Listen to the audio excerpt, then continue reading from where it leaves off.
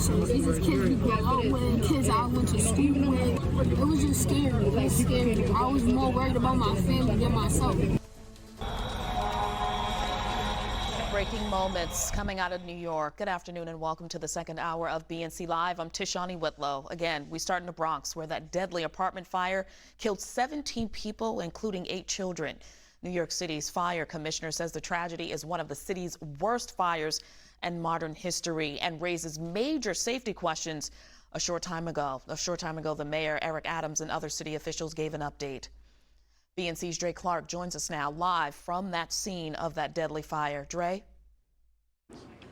Yeah, Tashanea, good afternoon. Right now, we are getting an update from the mayor along with other officials here in New York City. In fact, the mayor is speaking. And so far, we've learned that the number of people killed in the fire has gone from 19 down to 17. There was some confusion.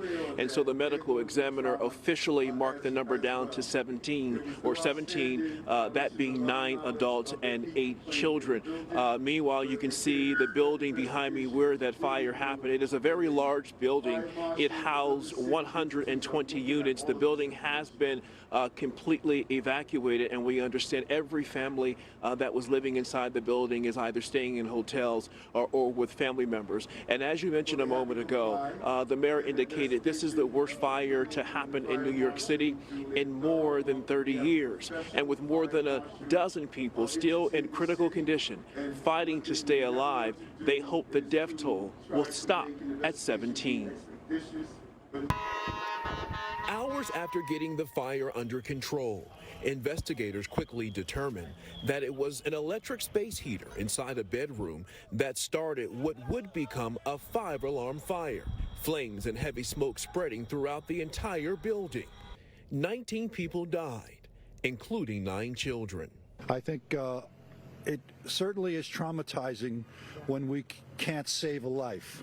And our members, tried diligently, fire and EMS members, to bring some of these people back and to bring them out as quickly as they could. In some cases, firefighters kept looking through the black and blinding smoke, even as their oxygen tanks reached dangerously low levels or ran completely out. Many victims were found inside the building's stairwells, dying or already dead from heavy smoke inhalation.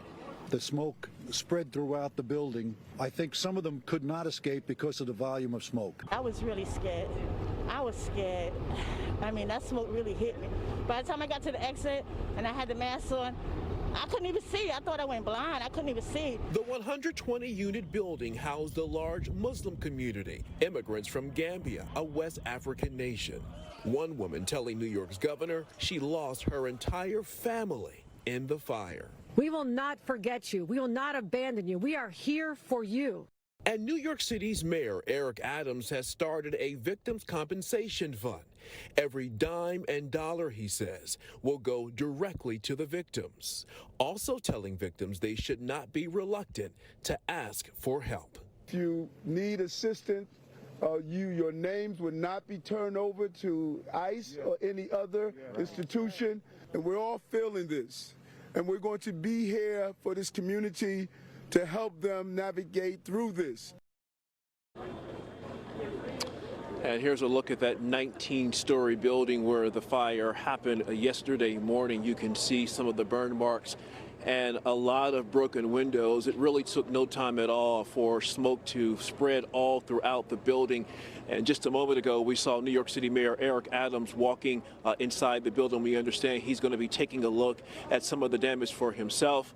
He'll also be speaking to some of the fire victims. And again, just to give you an update, the medical examiner changing the number of dead from 19 to 17. But keep in mind, there are still 13 people in various hospitals fighting to stay alive. And so the prayer is that all 13 of those fire victims will pull through and they won't perish as well.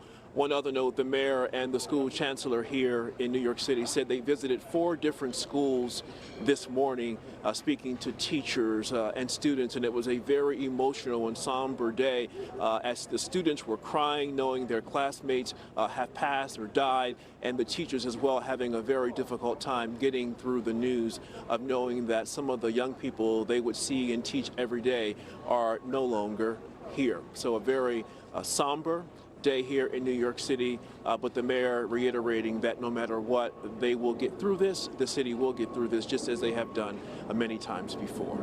Reporting live in the Bronx, I'm Dray Clark for BNC. Tashanea. Dray, just heartbreaking. Thank you. Thank you for that report. And stay with BNC throughout the day for continuing coverage. In the next hour, we'll talk more about the living conditions that may have contributed to that deadly fire in the Bronx.